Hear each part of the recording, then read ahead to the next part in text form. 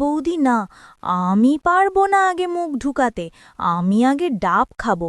যদি ডাবের জল মিষ্টি হয় তাহলে মুখ নামাবো।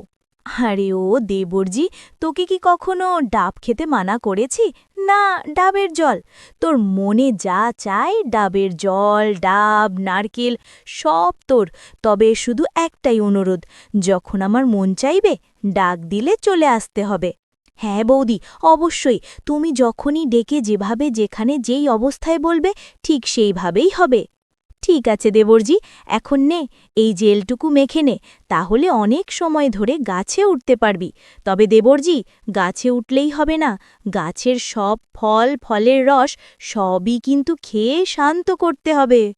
বন্ধুরা, আমার নতুন রাত্রি বৌদি, যাকে আমি বিয়ের দিন থেকেই পছন্দ করতাম, সেদিন থেকেই ভাবতাম যে কিভাবে এই বৌদির গাছে ওঠা যায়।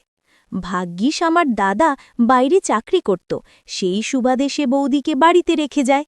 আর এই সুযোগে আমি বৌদিকে নিজের করে নিয়ে সকল আশা আকাঙ্ক্ষা ইচ্ছা প্রয়োগ করতে পেরেছিলাম। কি না তা অবশ্যই সম্পূর্ণ গল্প শুনলে বুঝতে পারবেন। পরবর্তীতে কিভাবে বৌদির গাছে উঠলাম, ফল পারলাম, সব জানতে পারবেন এই পুরো গল্পে। বন্ধুরা, তোমরা সকলে আমার গল্প শোনো, কিন্তু চ্যানেলটি সাবস্ক্রাইব করো না, তাই তোমাদের কাছে রিকোয়েস্ট, প্লিজ চ্যানেলটি সাবস্ক্রাইব করুন। রাত্রি একা থাকতো বেশিরভাগ সময়, কারণ তার স্বামী থাকে দূরে, চট্টগ্রামে। মাসে একবার আসে, কিন্তু সংসারের সব ভার এই শহরতলির পুরনো দোতলা বাড়িতে সেই টেনে নেয়। তার বয়স মাত্র ২৪। বয়সে ছোট দেবর অনেক, থাকে পাশের ঘরে।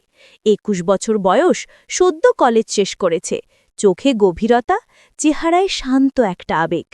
রাত্রি প্রথম থেকেই টের পেয়েছিল অনেক তাকে অন্যভাবে দেখে। প্রথম প্রথম চোখে চোখ পড়লে অনেক মাথা নিচু করে ফেলত। রাত্রি তখন হেসে বলতো, তোমার চোখ এত কাঁপে কেন রে? অনেক কাঁপা গলায় বলতো, তুমি তাকালে কাঁপে না এমন কিছু থাকে না। এই সব কথা শুনে রাত্রির গাল রাঙা হয়ে উঠত, কিন্তু মুখে বলতো, বাচ্চা ছেলে, এইসব কথা বলতে নেই। তবু চোখাচোখি হতো, সন্ধ্যায় ছাদে দেখা হতো, রান্নাঘরে পাশ ঘেঁষে যাওয়ার সময় স্পর্শ লাগত, আর সেই স্পর্শ যেন একটা বিদ্যুৎ বইয়ে দিত দুজনের শরীর জুড়ে। একদিন বিকেলে হঠাৎ বৃষ্টি নামে। রাত্রি একা ছাদে কাপড় তুলছিল। আচমকা জোড়া বৃষ্টি, শাড়ির আঁচল ভিজে গায়ে সেঁটে যায়। অনেক ছাদে উঠে এলো ছাতা নিয়ে। ভিড়ছ কেন এত? আর একটু দেরি করলে তো সব কাপড় ভিজে যেত। রাত্রি হেসে বলল। অনেক দাঁড়িয়ে থাকলো কিছুক্ষণ, তারপর বলল, তোমাকে এইরকম ভেজা দেখে আমার মাথা ঠিক থাকে না। রাত্রি চমকে তাকালো, তার চোখে প্রথমবার ভয়, কিন্তু একটা অসম্ভব আকর্ষণও ছিল। অনেক এক ধাপ এগিয়ে এলো, তারপর ধীরে বলল, একবার একটুখানি যদি তোমার ঘাড়ে ঠোঁট রাখি, তুমি কি থামাবে? রাত্রি নিঃশ্বাস আটকে ফেলল, সে কিচ্ছু বলল না। চোখে ছিল এক ধরনের আত্মসমর্পণ। অনেক ধীরে এগিয়ে এলো, তাদের মাঝখানে ছাতা আর ছিল না। বৃষ্টির মধ্যে ভিজে দাঁড়িয়ে থাকা দুটো শরীর। অনেক তার ঠোঁট রাখল রাত্রির ঘাড়ের কোণা একটা দীর্ঘ, নরম, থেমে থাকা চুমু। রাত্রি চোখ বন্ধ করে ফেলল, বুক ওঠানামা করছিল। স্পর্শটা ছিল আগুনের মতো, কিন্তু সেই আগুনে কেউ চিৎকার করেনি। পরদিন তারা কেউ কিছু বলেনি, কিন্তু তাদের চোখে সেই রাতের ছায়া লেগেছিল। এরপর এক সন্ধ্যায় রাত্রি দরজা খোলা রাখল, বাতি নিভিয়ে বসেছিল। অনেক জানত আজ কিছু ঘটবে। সে ঘরে ঢুকে রাত্রির সামনে এসে দাঁড়ায়। তুমি জানো, আজ আমি ফিরব না, আমি থাকব। আজ আমার কিছু চাওয়া আছে। রাত্রি ধীরে তার দিকে তাকালো, তার শাড়ির খোপা ঢিলে, গলার মালা বিছানায় ফেলে রাখা। আজ আমি বৌদি হতে চাই না অনেক, আমি একটা মেয়ে হতে চাই, যে শুধু ভালোবাসা চায়, শরীর চায়। অনেক ধীরে কাছে আসে, শরীরের ভেতর বয়ে যায় স্রোত, হাত থেকে শুরু করে কোমর, কোমর থেকে বুক। তারা কথা বলেনি, চুমু খেয়েছে, স্পর্শ করেছে, দম নিয়েছে, হারিয়েছে একে অপরের গন্ধে। চাঁদের আলো বিছানায় লেগেছিল, আর বিছানায় ছিল দুইজন মানুষ, যারা কোনো সম্পর্কের নামের ভেতর ছিল না। শুধু ছিল নিঃশ্বাসে লেখা প্রেম, গোধূলির মতো হালকা, গাঢ়, ধূসর, অপরাধে মোড়ানো, অথচ অপূর্ব। সকালে রাত্রি আয়নার সামনে দাঁড়িয়েছিল, ঘাড়ে অনেকের চুম্বনের দাগ, কোমরে আঁচড়ের চিহ্ন। সে হেসে ফেলে। এই হাসি অপরাধবোধের নয়, এটা ছিল এক ধরনের স্বীকৃতি। সে ভালোবেসেছে, শরীর দিয়ে, মন দিয়ে, যদিও সে জানে এই ভালোবাসা তার কোনো দিন থাকবে না। রাত্রি আর অনেকের সেই রাতটা ঘুরপাক খেতে থাকে, রান্নাঘরের কোণে, বারান্দায়, সব জায়গায়। ধীরে ধীরে তাদের মনের গোপন দ্বন্দ্ব বাড়তে থাকে।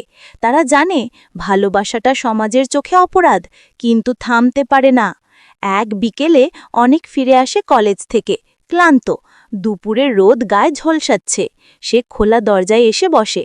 রাত্রি গরম চা নিয়ে আসে, ছুঁড়ে দেয় না, সরাসরি হাতে ধরায়। তুমি আজ বেশ ক্লান্ত দেখছ। রাত্রির চোখে স্নেহ। তোমার হাতেই একটু শক্তি লাগে, অনেক বলে। সে হাতটাকে বুঁদ করে ধরে রাখে, নিঃশব্দে। রাত্রির ঘরে এক মৃদু বাতাস বইছে। অনেক ধীরে ধীরে তার গলায় থাকা শাল খুলে দেয়। এই শীতের রাতগুলোতে আমার সবচেয়ে বেশি দরকার তোমার কাছে থাকা। রাত্রি বলে, আমারও। তাদের চোখে তখন অনেক কিছু বলা হয়, কিন্তু মুখে কিছু বলা হয়নি। এক রাতে ঝড় উঠেছিল।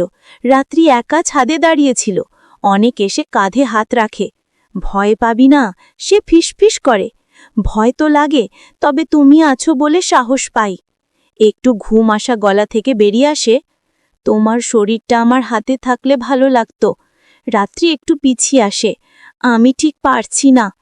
আমি তোমাকে কখনো চাপ দিইনি, তবে তোমার প্রতিটা স্পর্শ চাই আমার মনে। রাত্রি তখন চোখ বন্ধ করে, ধীরে তার হাত অনেকের হাতে দিয়ে দেয়।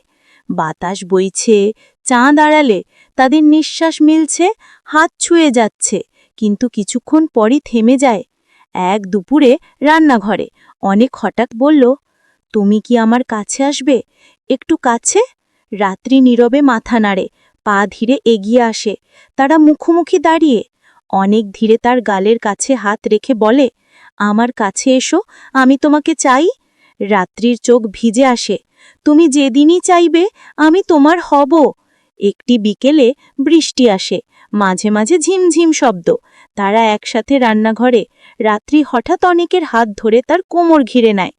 অনেক জড়িয়ে ধরে, দুই হাতে শক্ত করে। একটু দীর্ঘ মুহূর্ত, তারপর স্পর্শ বাড়ে, চুমু গাঢ় হয়। তাদের শরীর এক হয়ে যায়, বাতাসের গন্ধে ভেসে যায়। কেউ বাইরে নেই, কেউ ভেতরে নেই, শুধু আছে তাদের দুইজন। অনেক চুপচাপ মৃদুস্বরে বলে, আমি তোমাকে হারাতে চাই না, কিন্তু জানি আমাদের পথ সহজ নয়।